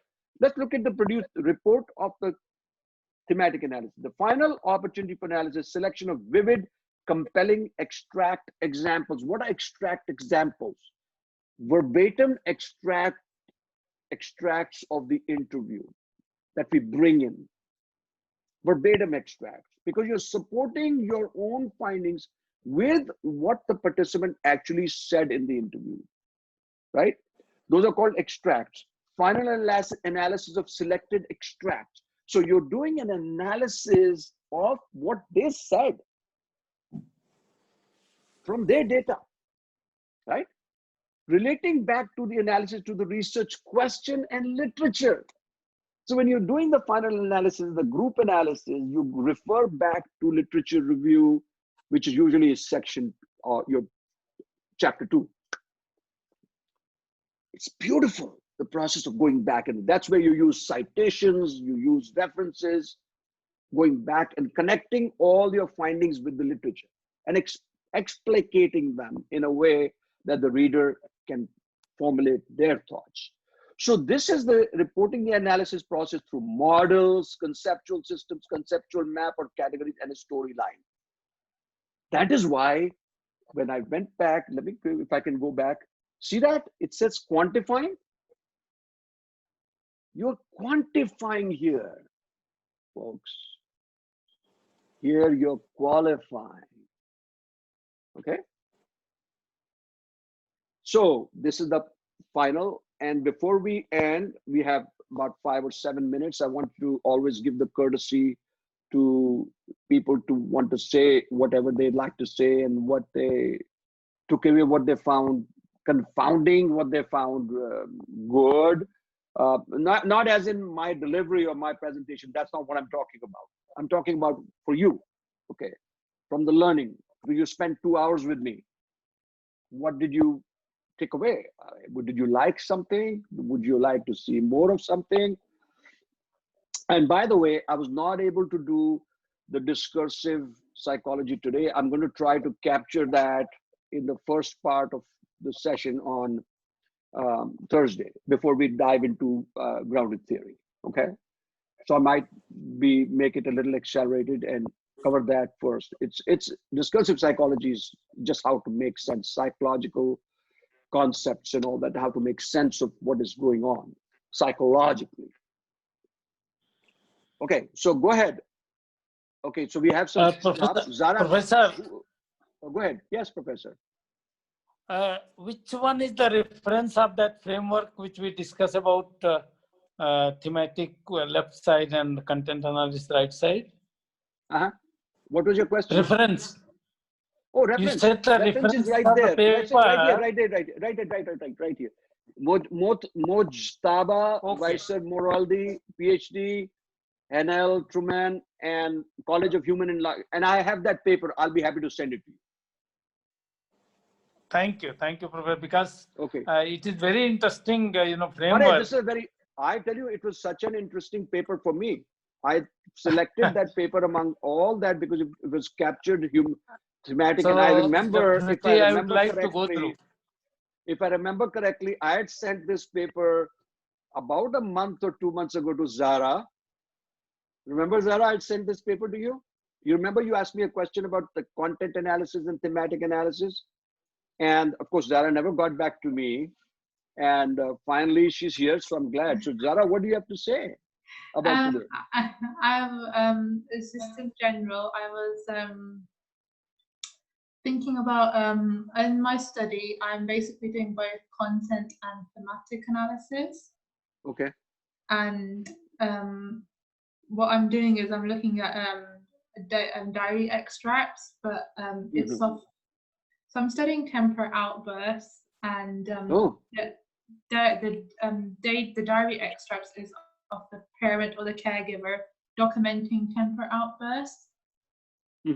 So in relation to both content and thematic analysis, I'm not exploring their feelings, their emotions. I'm exploring their perception of their child's temper outburst. Okay, so you're looking at a more descriptive type study. Yeah. Not hermeneutic, not interpretative. Yeah. Yeah. Okay. Good. Anybody else?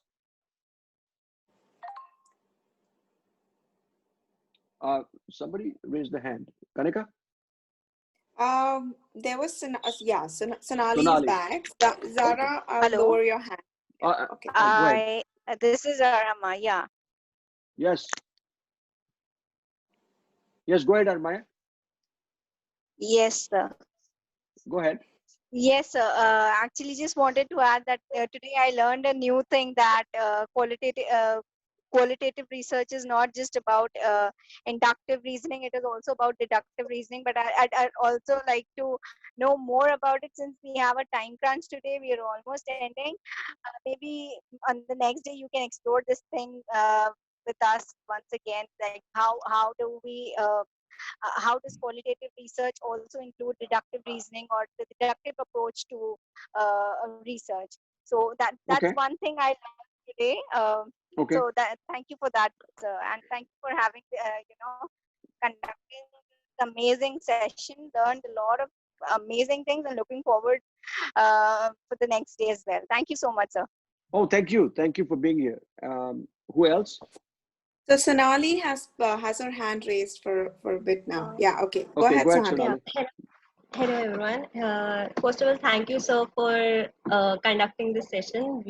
I really gathered and got some really, insights from this session. But I have this little thing which I wanted to confirm that suppose in our analysis, when we are doing the coding and we are doing the thematic analysis thing, there are certain things that we might not expect in our analysis that it will come.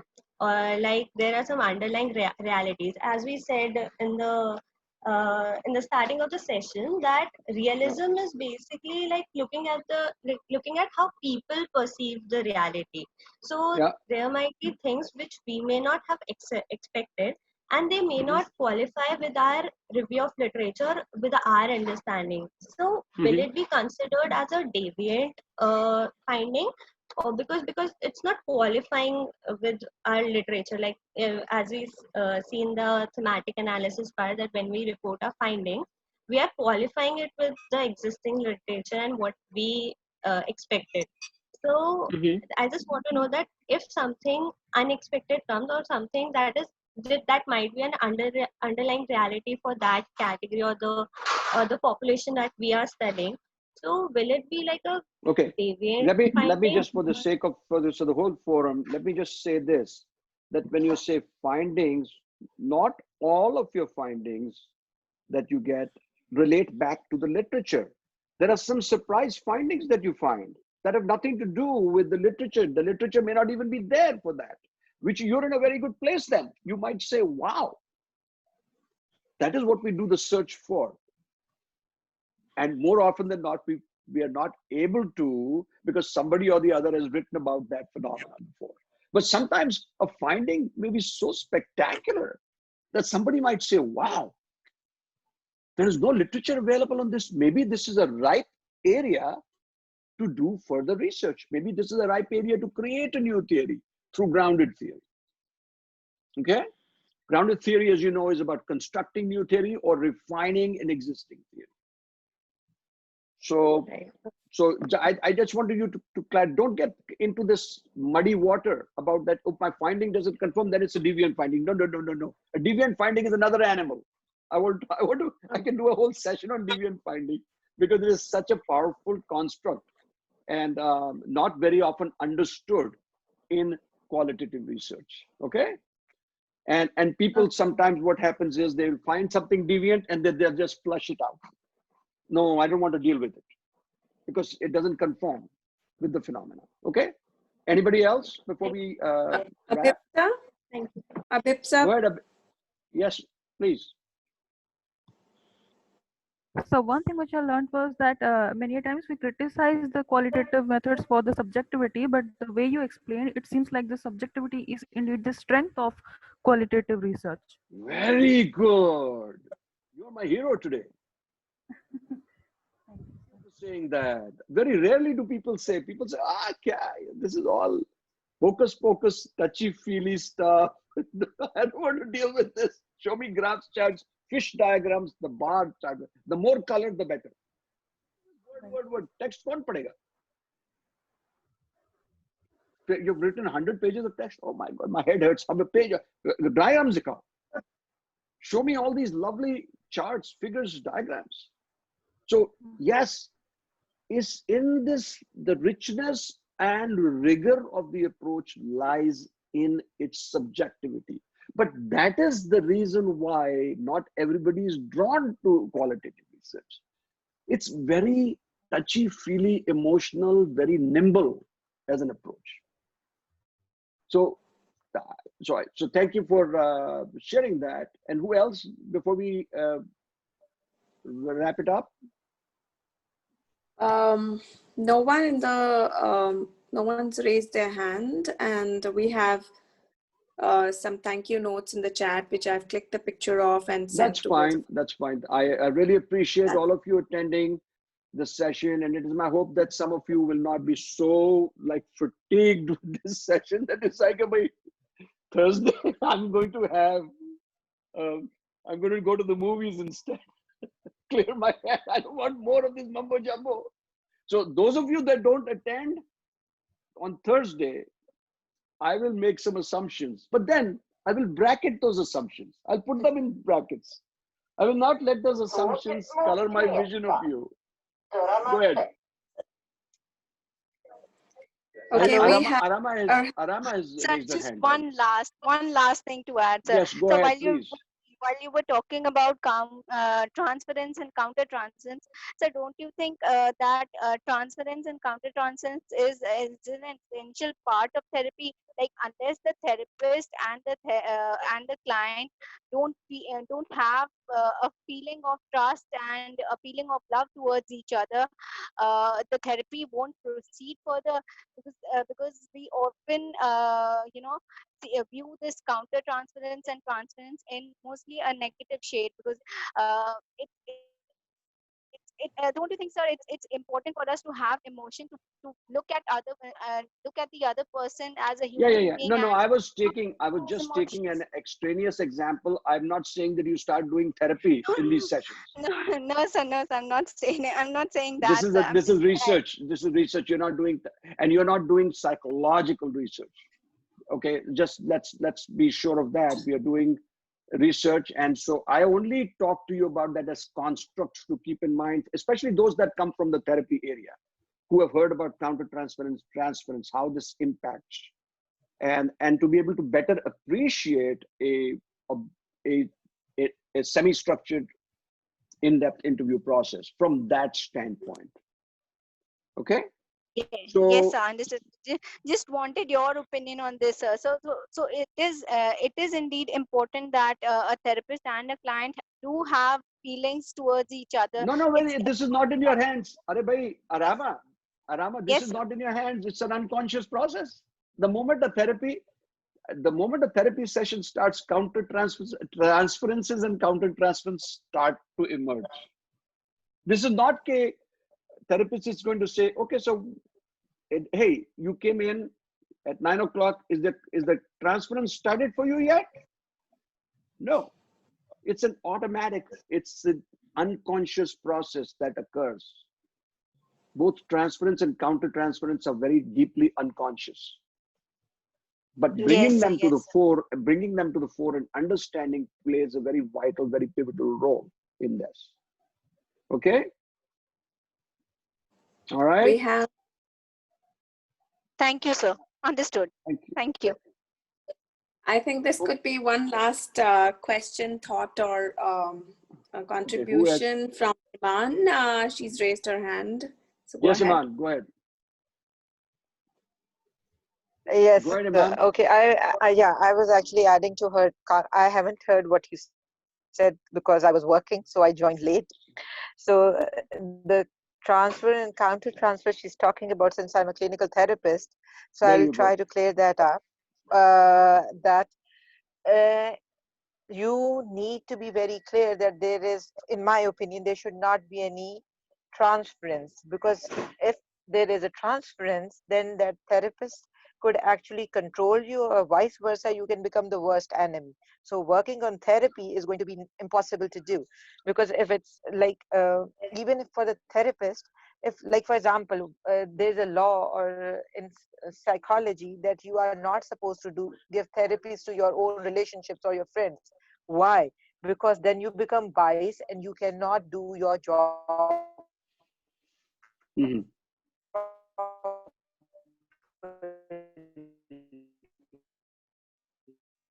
I think we lost you there, Iman. And that's where you talk about towards your patient, or the patient has towards you. Then, sir, can you, hello? Yes. Hello, can you hear me, sir? Yeah.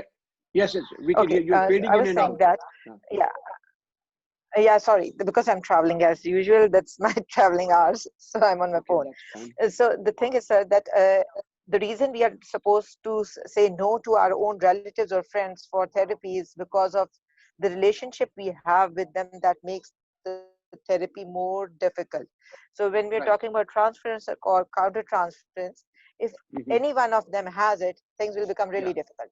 So one should be very clear about them, and if they are there, they should send the client to another therapist instead of continuing the therapy, because it's going to get worse. That's a very good point. Thank you for sharing that. And now, just in the interest of the time boundary, we're over time anyway, so I want to end it here. And I want to once again thank all of you for giving us your undivided attention, for asking some brilliant questions. And not all of your questions have been answered today. Some of the questions may be answered later. Some may never be answered. And that's the unknown. Okay. So, but we'll do our best to keep working with you. And I look forward to seeing many of you on Thursday for the grounded theory session, which is going to be a totally different, very objective type of, even though it's an inductive approach, it's a very different approach from this, what you learned today. Okay. So thanks again for your time. Have a good evening, good night, wherever you are, and please be safe. Okay. All right. See you guys. Thank you, everyone. And thank you, Kanika, for holding up the fort, okay, for us. My pleasure. Okay, take care. Bye. All right. Thank you. Bye-bye. Bye. And thank you, Kanika.